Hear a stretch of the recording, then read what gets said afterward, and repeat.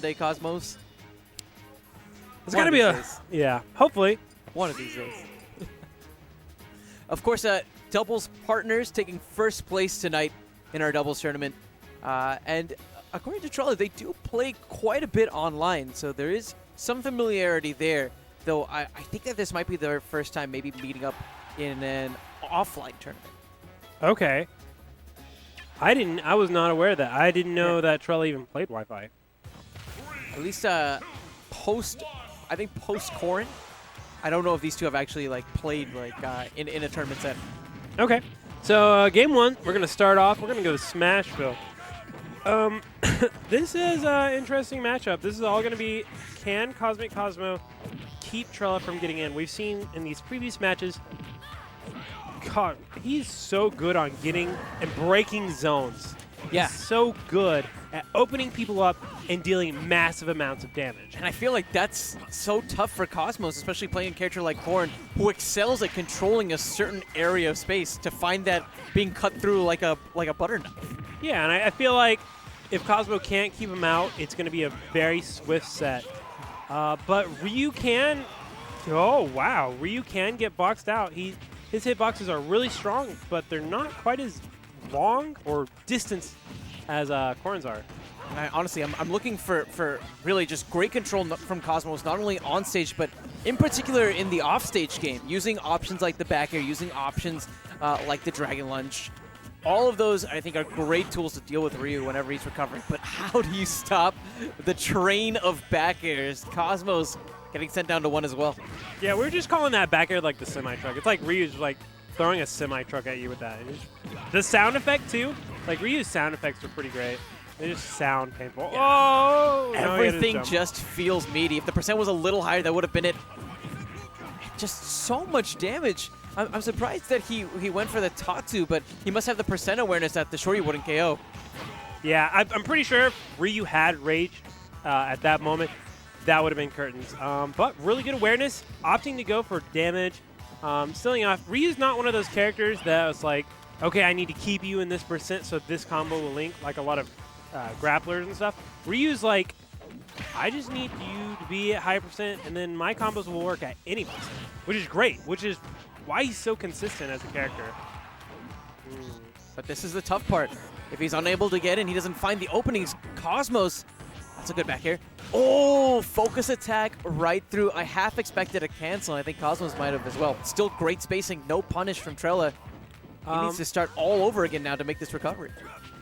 That was actually super safe. The back air, there's no way Ryu could have retaliated.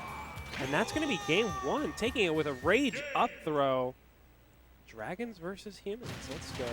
It's tough. Dragon boys. Now, I can't help but think about the Mewtwo.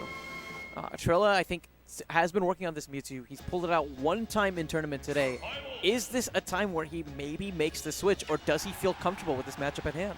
I'm pretty sure he's at least thinking about it, but I think that's one of those scenarios where he's like, okay, I made mistakes and I think I can fix it. I think this is a doable matchup. If we saw a switch from Mewtwo at this point, I think it would say a lot about the matchup and how Trela feels about the matchup. Right. Because he definitely thinks that this is doable. I think right there, like moments like that, where he's able to use the shield properly. And beyond that, oh, wait a minute.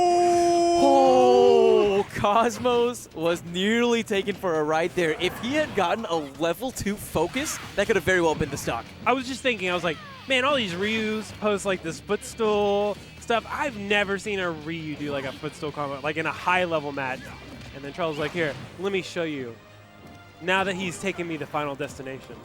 That's one thing people need to keep in mind. Like, certain stages have certain characteristics. So a stage like this, not only does it have like a normal size like ceiling, but it allows for a lot of footstool combos. We saw earlier in a set today, Hockey was playing Lucas, and he went to FD, and he got a lot more footstool opportunities.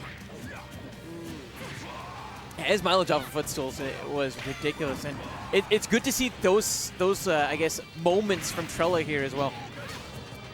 It's getting off of Twitter and it's getting onto the game screen. That was a great punish.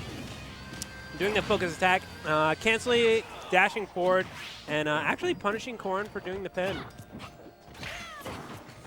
Yeah, but Ryu's actually pretty slow on the ground. That's one thing. If Corrin does her pin and goes away, generally, only thing Ryu can do is like take stage or maybe throw a Hadouken.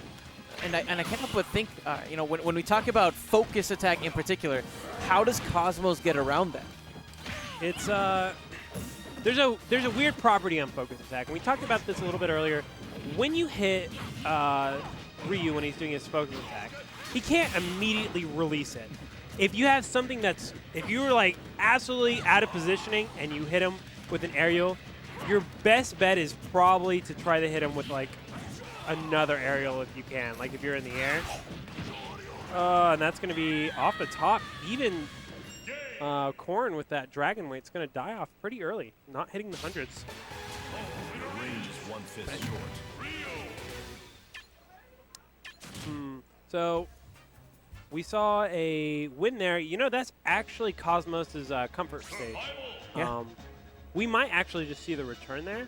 I don't think that would be a great decision, even though it's his comfort stage. Battlefield, I definitely agree with. Just makes a lot of sense. Yeah, characters like Corrin and Marth, characters who control space, think of it like this. When there's a platform on the sides that a character can reach, that's more stage they can control. On a stage like FD, where there's no platforms, they can control what they have immediately next to them. But on a stage like this, oh my goodness. The damage, Dakpo. We're talking about control, and it feels like Cosmos is just controlling every inch of space here on Battlefield. Yeah, that's incredible. Cosmo taking a huge lead, super safe pressure. You don't even have to deal with focus attack. Focus attack doesn't negate all the damage you do. So getting those safe pokes, even when he focus attacks, is definitely worth it. Yeah, it's definitely important that he keeps trying to properly space these aerials. Oh, Trela! That had to be an input error.